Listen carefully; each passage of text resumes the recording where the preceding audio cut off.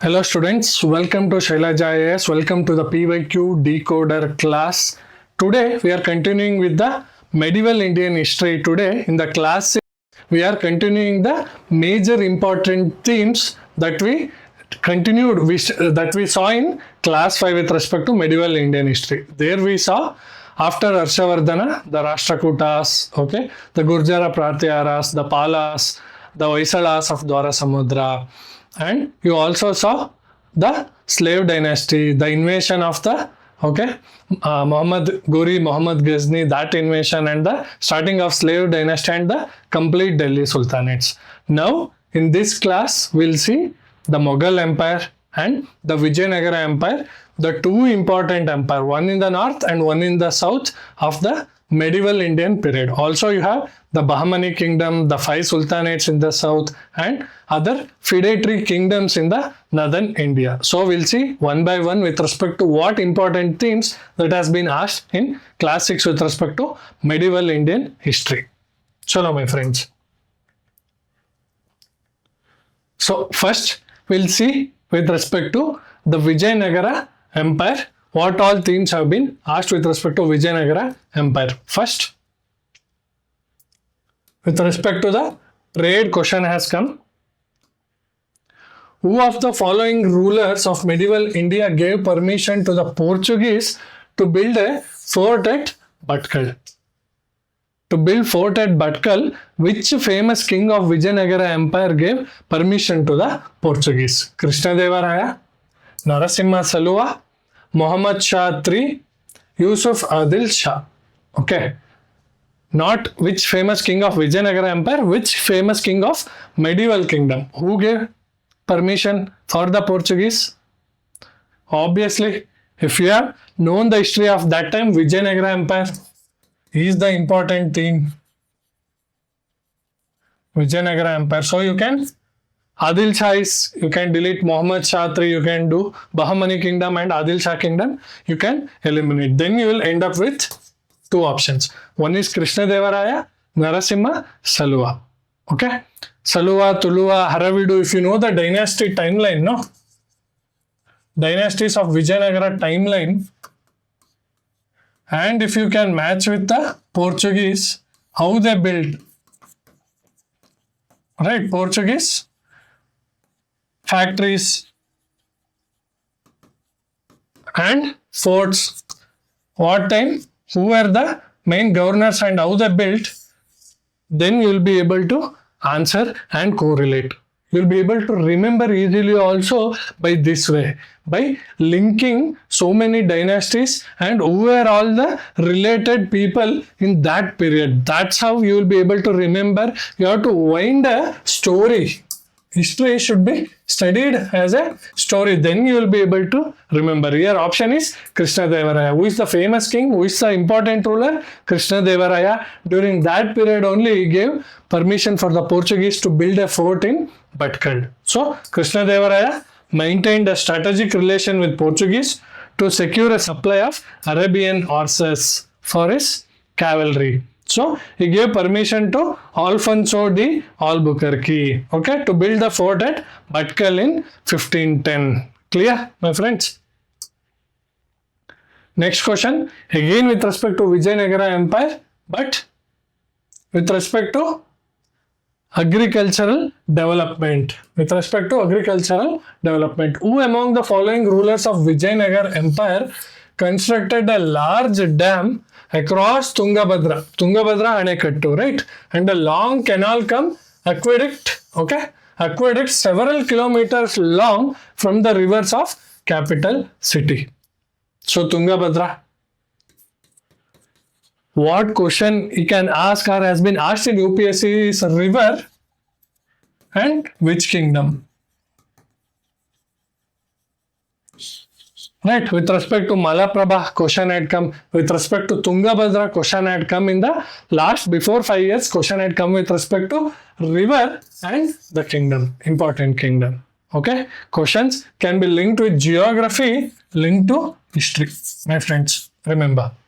So, who is the king of famous Vijayanagara Empire who constructed a large dam across Tungabhadra river and a long canal cum aqueduct. That region is a dry region, right? For his capital city, he built a long canal. Devaraya 1, Mallikarjuna. Option B, Veera Vijaya Virupaksha. What is the answer? Answer is Devaraya 1. Famous king, their works, okay, their economical reforms, their revenue reforms, administration reforms, all are very important. Devaraya 1 was famous for irrigation and engineering. He built a dam across Tungabhadra river to solve the severe water shortage in the capital city of Vijayanagara. Okay, capital city of Vijayanagara. The Hampi, right? The architecture of Vijayanagara also is one of the important theme, and the temples, the structures, okay, the Ratha, UNESCO World Heritage Site, all this becomes important with respect to Vijayanagara Empire, my friends. Now, in medieval economy, question has come. See, with respect to medieval society, all the questions with respect to economy, agriculture, okay, ports development, diplomacy, the term Fanam referred to asked in 2022. Clothing, coins, weapons, ornaments. Fana also is Panna. Panna means coin. Fana means Panam or Panna. Panna is also called coins, right?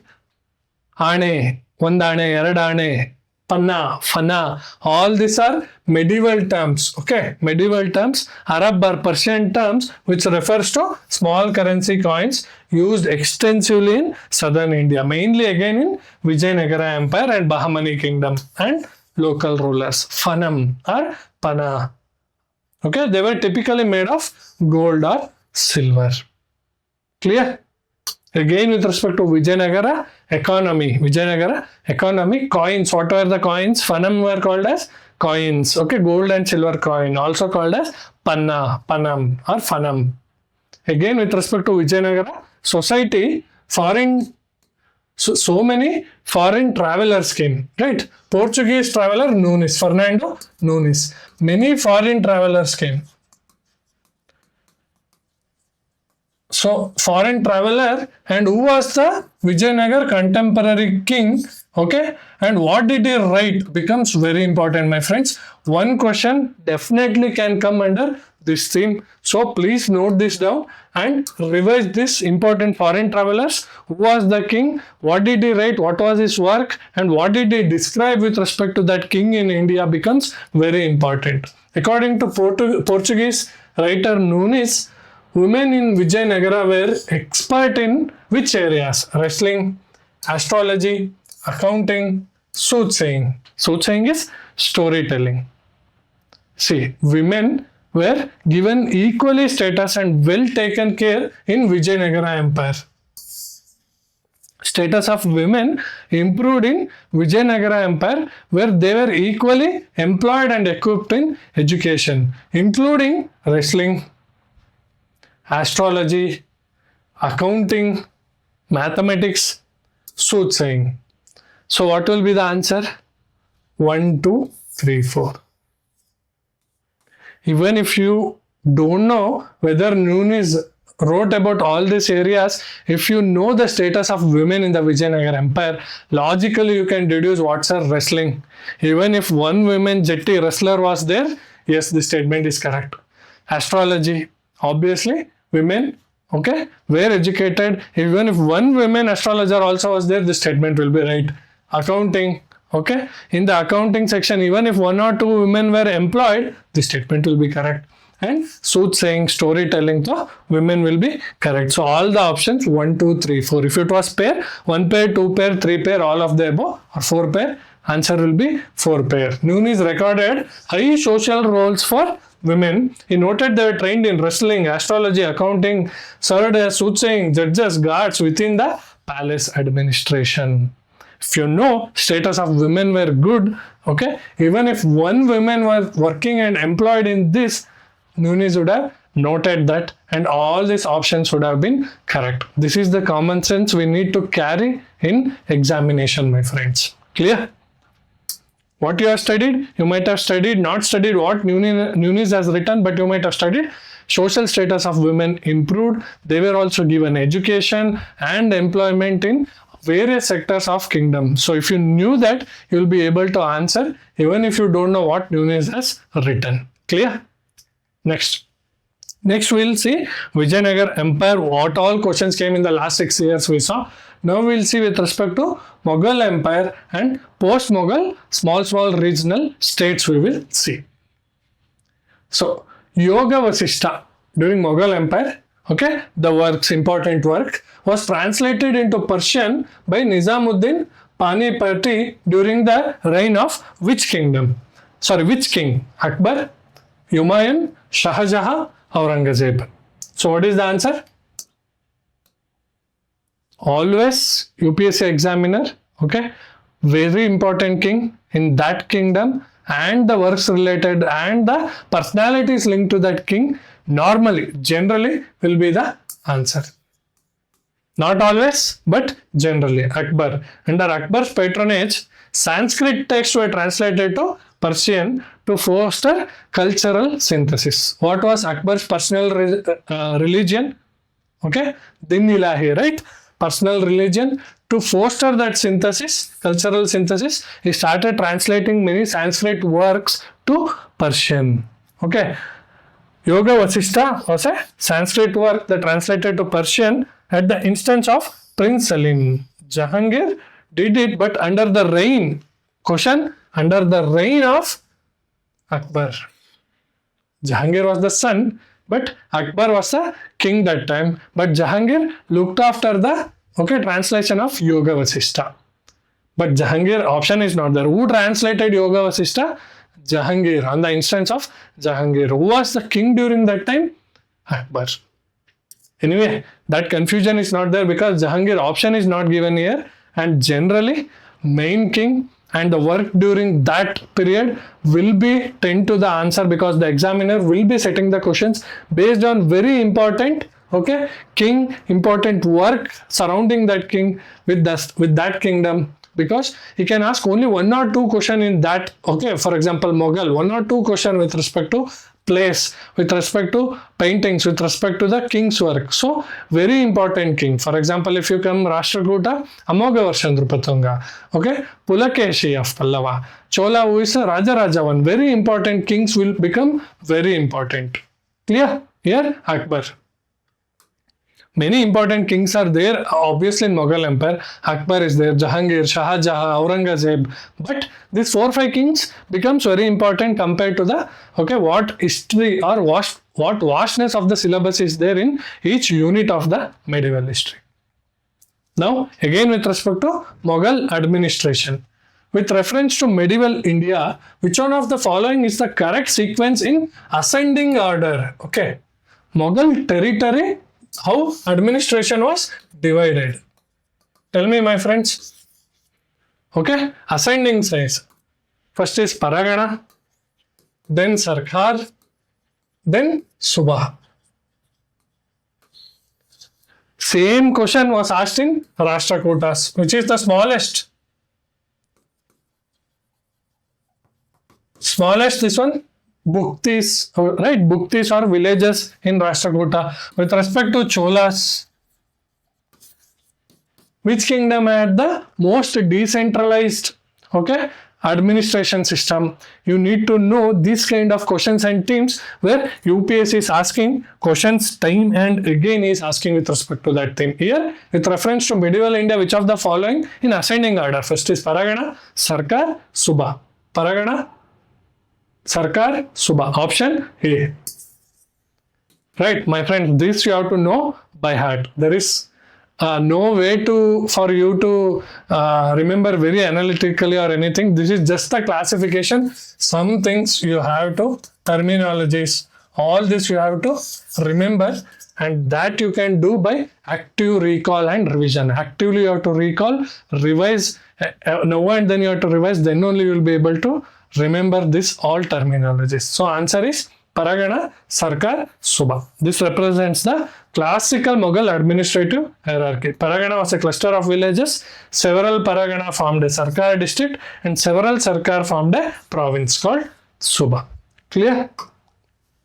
Next, post-Mughal states. Questions has been coming. Post, okay? For example, post Harshavardhana period questions have come. Whenever there is a fracture and there are regional kingdoms, UPSC has a knack of asking that questions. Now we will see with respect to post-Mughal administration. Nizamat of Arcot emerged out of Hyderabad. Did he emerge out of Hyderabad kingdom? No. Nizam of Arcot was Mughal, okay, subsidiary. It got separated from Mughals. Mysore emerged out of Vijayanagara Empire. Yes, correct. Mysore was a feudatory of Vijayanagara Empire. Vijayanagara Empire came from whom? Akka and Bukka came from whom? They were chieftains in Hoysalas of Dwara Samudra. Okay, you need to link. Rohilkhand kingdom was formed out of the territory occupied by Ahmad Shah Durrani. No, this statement is also wrong. Factually, it was Ali Muhammad Khan. Even before Durrani invasion, okay, Durrani invasion came, Afghan invasion came, okay, these territories were by Muhammad Khan. Ali Muhammad Khan, Rohilkhand was found. Factually, this statement also is wrong. Answer is only one pair, that is statement 2, B2 only. Mysore was established by Wadayars following the collapse of Vijayanagara Empire. Then Arcot was a Mughal Suba. Question: Mughal Suba dependency. Suba is a bigger, okay, province. Paragana, Sarkar, Suba. Similar question, but linked with how Arcot was formed. Then Rohilkhand was founded by Ali Muhammad Khan even before Durrani attack. Okay, the Afghan attacks. Now we'll see with respect to economy, trade and important terminologies asked in medieval Indian history in the last 6 years from 2020 to 2025. Who among the following rulers of medieval Gujarat surrendered due to Portuguese? Okay. He made a treaty and he surrendered to Portuguese where he was killed mercilessly by Portuguese. Who was the ruler? He is Bahadur Shah. Asked in 2023. You need to know about Muhammad Begara, Muhammad Shah and Ahmad Shah. Because questions might have been framed on all these 3 options also. Okay. Under pressure from the Mughal Empire, Humayun was attacking. So what he did? He did a treaty with the Portuguese, Bahadur Shah. However, Bahadur Shah sought Portuguese help and signed Treaty of Basin in 1534. He eventually had to surrender the due in 1535. But again, hostility broke out between Bahadur Shah and Portuguese. Tell me in the comment section which Portuguese governor killed Bahadur Shah. Treacherously, he was brought to the boat and he was killed. Okay, Bahadur Shah was killed by Portuguese. Comment section you put who was the Portuguese ruler. So we'll see the next question. So who signed the Treaty of Basin? Bahadur Shah. Next question.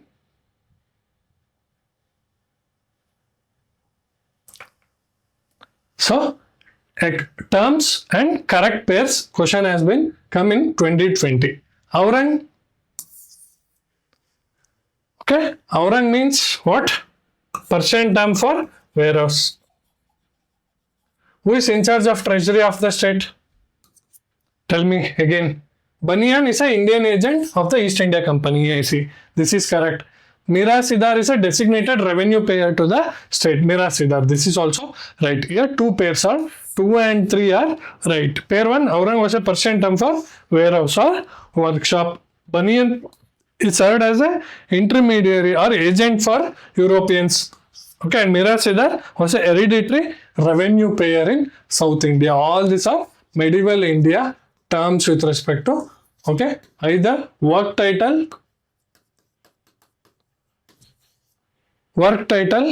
or for example warehouse, okay, terminologies with respect to economy, trade and work title in medieval Indian history. Next, which of the following phrases defines the nature of the Hundi? Okay, in Devasthana we have Undi. Okay, Undi to put money. But in the medieval India, Undi referred to post-Harsha sources. Post-Harsha period, what was Undi called as? Royal Advisory, Daily Accounts Diary, a Bill of Exchange, a feudal order. You know, Undi related to money. You will end up with this. Is it something account or is this with respect to a bill of exchange? Right? You can eliminate by seeing the term even if you don't know.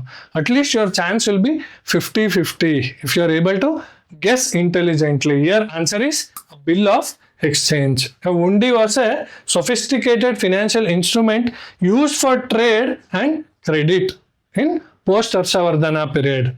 Okay, it functioned as a bill of exchange or promissory note allowing the merchants to move funds without transporting physical cash. Right? This is Hundi, a bill of exchange. Clear? Next, maritime trade. Again, questions have been coming with respect to same theme again and again with reference to the period of Gupta dynasty. It can be South Indian Kingdom, it can be Gupta, it can be post-Harshavardhana, it can be medieval ports. Okay, Gupta dynasty in ancient India, the towns Grantashala, Kadura, Chaul were known as port handling foreign trade, capital of kingdom. Have you seen any of this capital in kingdom? You can strike it off. Stone art center, Buddhist center. Okay, Buddhist you have studied separately. Are they Buddhist centers? No. You will end up with stone art center and ports handling foreign trade. Okay, trade is a key theme always asked in UPSC. So normally you can take this option, ports handling foreign trade, even if you are not able to or not have studied or mapped it. First of all, you have to map all Gupta, Harshavardhana, all the important places with respect to those kingdoms. These were the prominent ports. Grantashala and Kadura were on the east coast. Kadura on Andhra Pradesh. Chaul was a vital port on West Maharashtra region, all handling foreign trade during Gupta and post-Gupta period. Clear, my friends? So, next, scholars, religion. Okay, many questions have come in the previous 25-30 years, but in the last 6 year, I think only one question had come with respect to medieval Indian history, the monks and the works. It can be the monks, it can be orthodox or heterodox religion and their works, or it can be the kings, monks or Sufis. Questions can come with respect to Sufis, saints, all these are important themes with respect to medieval Indian history. Here, which are the following correct pairs asked in 2022? Aryadeva, Jaina, Digana, Buddhist, Nathamuni, Vaishnava. Aryadeva is a Buddha, not Jaina. This is Buddhist. Nathamuni is Vaishnava. Here, 2 pairs are correct. Answer is option C, only 2 pair. Normally 2 pair will be B. Don't blindly put B. C. For example, none can be A option. It need not be always 1 pair as A option, 2 pair will be B. Here, 2 pair is C. UPSC will trick you in the option like this also. Blindly don't go 2 pair B option. See which option 2 pair is there. Digana was a 5th century Buddhist logician. Nathamuni was a central figure in Sri Vaishnavism. Aryadeva was a prominent Buddhist scholar. He was a disciple of Nagarjuna, was a Buddhist monk, not Jaina. Thus, pair 2 and 3 are correct. 2 pairs, and it is option C, not option B. This theme becomes very important even in medieval Indian history, mainly like Sufi saints, who came in medieval Indian history. And socio-religious movement in the 8th, 9th century also becomes very important. Guru Nanak, Kabir Panthi, all this becomes important with respect to medieval Indian history, religion and spiritualism. So I hope this class has been helpful. Keep seeing, keep watching, keep recommending to your friends. I hope this medieval Indian history last 6 years two class what we have discussed have given you an idea of how UPSC is asking the themes and where, okay, the questions are asked from and which areas themes questions have been repeated time and again. Okay, we'll see in the next class with respect to modern Indian history of the last 6 years. Till then, take care.